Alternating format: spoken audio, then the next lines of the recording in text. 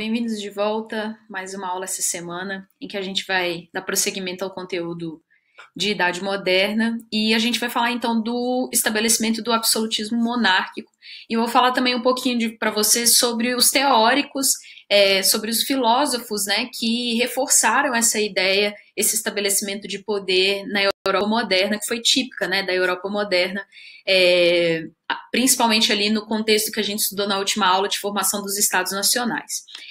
Primeira coisa, né, vamos para a definição. O que eu estou chamando de absolutismo?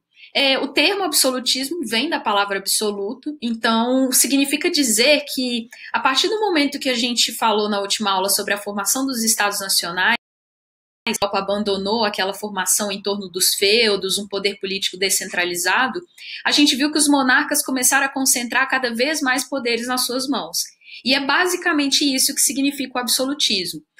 Foi uma forma de governo, então, marcada pela centralização de poder nas mãos dos monarcas. E aqui, pessoal, é muito interessante a gente lembrar o seguinte: tem a fusão, a mistura do interesse público e privado na pessoa do rei. Quando eu dou essa aula, eu gosto de partir para vocês do que nós temos hoje para a gente entender a diferença do absolutismo.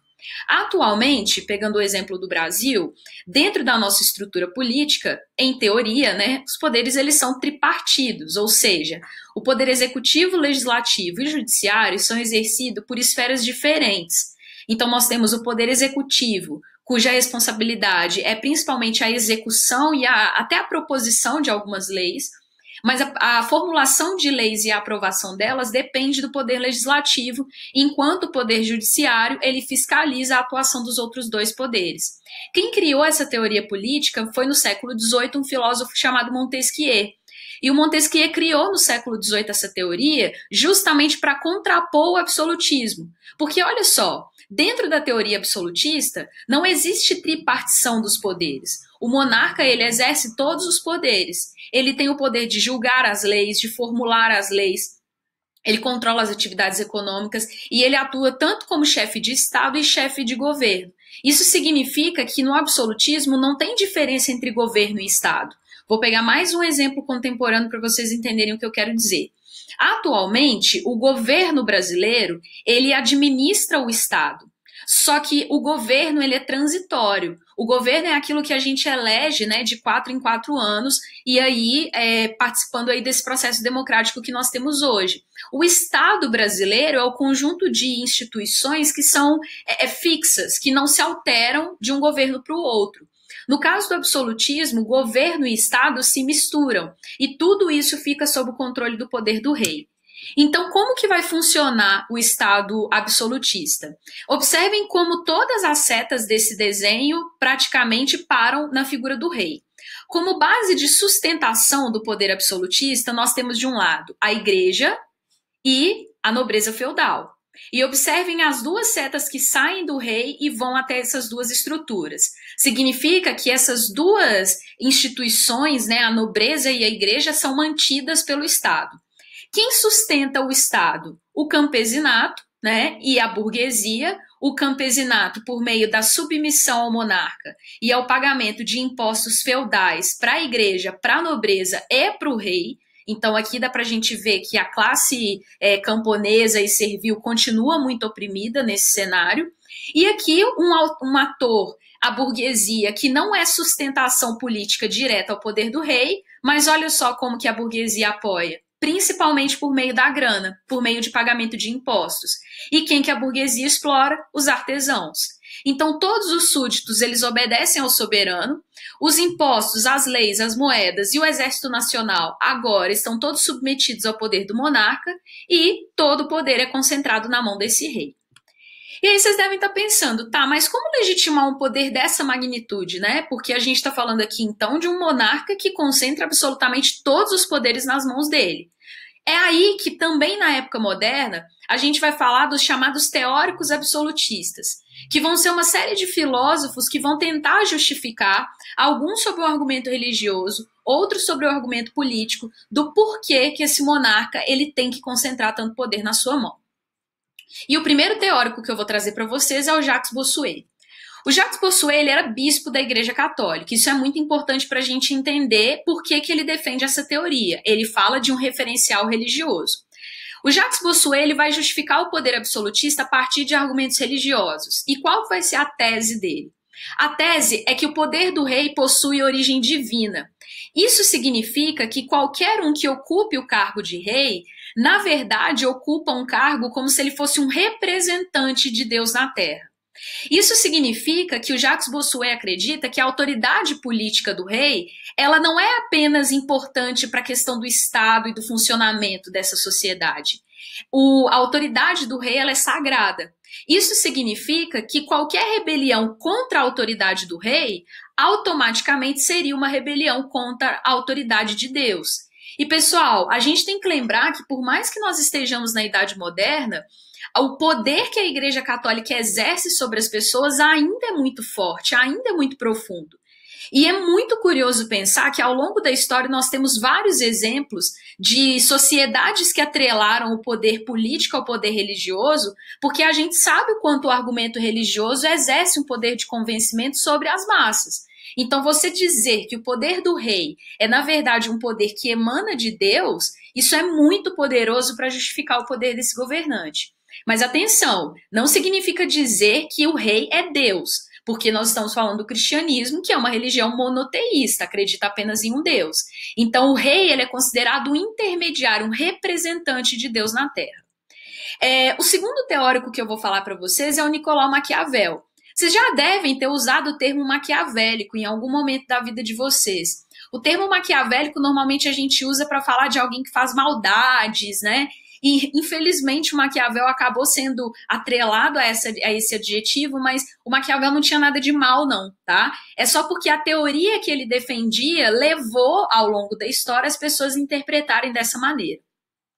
O Maquiavel, pessoal, ele, ao contrário do Jacques Bossuet, que fazia parte da corte do Luís XIV, que vai ser um dos principais monarcas absolutistas da Europa, o Maquiavel ele era florentino, ele nasceu em Florença.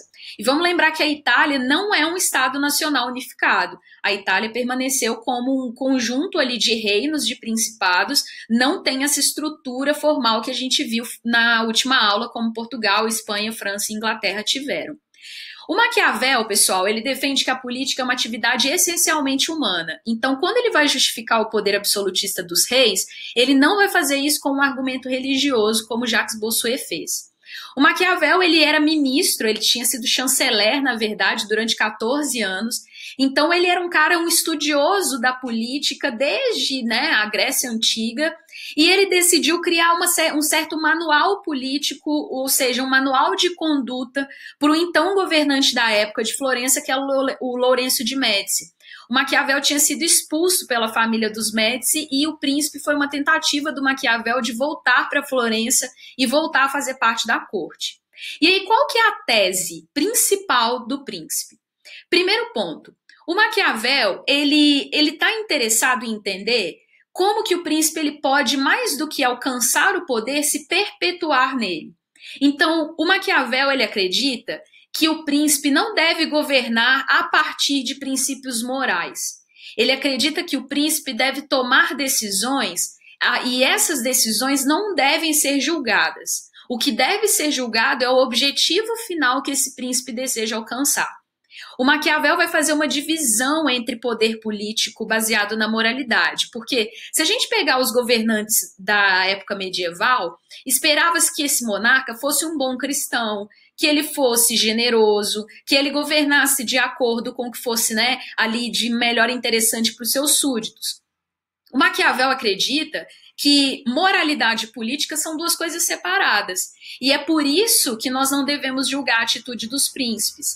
É daí que vem uma frase que define um pouco o pensamento do Maquiavel, só que não foi ele que disse essa frase, que é o fim justificam os meios. Ou seja, se o príncipe deseja alcançar e se manter no poder, ele pode fazer o que for necessário, desde que esse seja o objetivo final dele. De acordo com Maquiavel, o príncipe ele deve ter duas características fundamentais. O que ele chamou de virtude, que seria a ideia da inteligência e da sagacidade de como agir no poder, e a fortuna é aquilo que o príncipe não controla, seria a ideia do acaso, da sorte. Mas para o Maquiavel, um príncipe com muita virtude, ele sempre consegue jogar com a fortuna ao seu favor. E aí, por esse motivo, o Maquiavel acabou sendo taxado ao longo dos séculos como um cara maligno, um cara maldoso. Mas, na verdade, o Maquiavel está dizendo aqui que não interessa muito qual que é a atitude do governante. O que interessa é o objetivo que ele deseja alcançar. E é muito importante frisar isso. O Maquiavel ele vai separar a política de moralidade. Então, desde que o príncipe haja de acordo com o interesse dele de se manter no poder, ele não pode ou ele não deve ser julgado pelas ações que ele toma. E o terceiro cara que é muito importante, o Thomas Hobbes, ele faz parte de um grupo de teóricos que na história e na sociologia, na filosofia, a gente chama da teoria do contrato social. São filósofos que se dedicaram a entender como que o ser humano vive em sociedade, quais são os tipos de pactos e acordos que a gente faz em que a gente se submete a uma vida dentro da sociedade. A principal obra do Hobbes é a seguinte: ele também, assim como Maquiavel, vai defender que a política ela tem que ser analisada de maneira racional. Então, ele também não vai se utilizar de argumentos religiosos. O Hobbes escreveu essa obra dele, o Leviatã, no momento em que a Inglaterra está passando por uma revolução que terminaria com o absolutismo e colocaria a monarquia parlamentarista no lugar. Ou seja, no século XVII, as revoluções inglesas terminam com a monarquia parlamentarista, ou seja, o fim do governo absolutista dentro da Inglaterra. Foi o primeiro país europeu a acabar com o absolutismo. E o Hobbes está olhando para isso tudo. E aí, o que o Hobbes, qual que é a conclusão que ele chega? Ele vai dizer que o ser humano, ele precisa viver em sociedade, ele precisa se submeter ao poder das estruturas do Estado. Por quê? De acordo com o Hobbes, quando a gente vivia em um ambiente que não era pautado por leis sociais, a gente vivia no que ele chamou de estado da natureza, ou seja, o caos.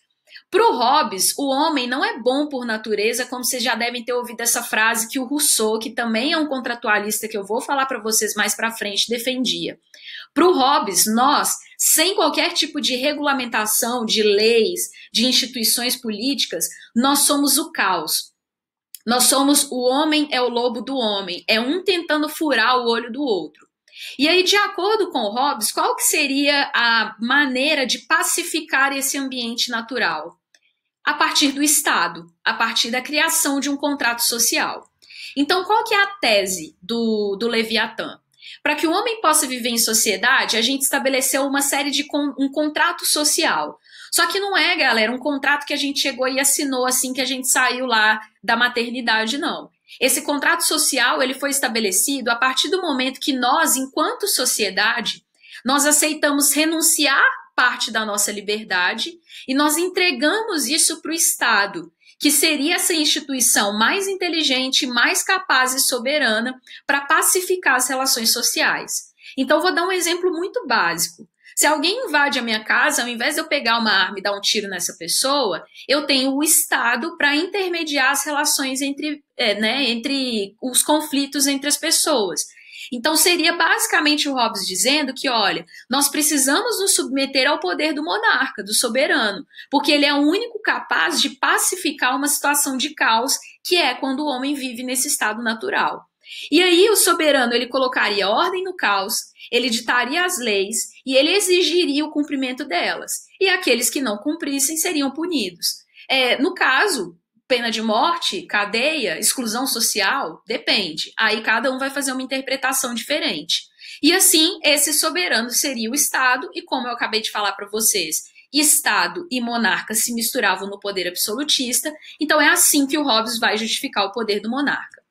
A metáfora que o Hobbes usa para isso é o gigante Leviatã, que é uma criatura mitológica, né? Tem até na Bíblia também uma citação sobre o Leviatã. E observem aqui na imagem, né? O corpo do Leviatã é formado por pequenas pessoas. Isso mostra que quem faz, né, é o contrato social. Todos nós que concordamos nos submeter ao poder do soberano é que vamos compor esse órgão, essa entidade que o Hobbes está chamando de Estado.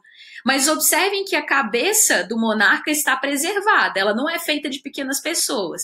Isso significa que, em última instância, as decisões políticas, econômicas e de organização do Estado seriam do próprio monarca. Pessoal, aqui eu coloquei algumas imagens que eu vou disponibilizar esse slide no Drive, é porque para essa nossa aula não ficar muito extensa, mas eu gosto de analisar com vocês os retratos dos monarcas absolutistas. Isso aqui mostra sobre como que agora a gente está falando de um início de um governo, de uma forma de poder, em que a pessoa do monarca é muito celebrada. Então é por esse motivo que os monarcas da época moderna deixaram para nós muitos vestígios históricos, entre eles as pinturas. Esse aqui é uma pintura do Luís XIV, que é o exemplar de monarca absolutista europeu.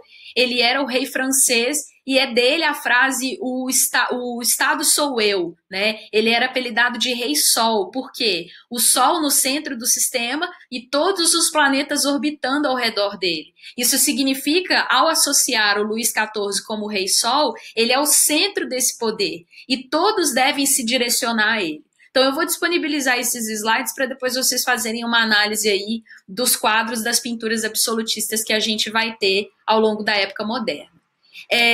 Pessoal, por hoje é só então. Eu vou voltar para a segunda parte desse vídeo para falar do mercantilismo e qualquer dúvida que vocês tiverem sobre o absolutismo, pode continuar aí nos comentários ou me procurar por outro qualquer canal de comunicação que eu esclareço para vocês. Beleza? Um beijo e até a próxima.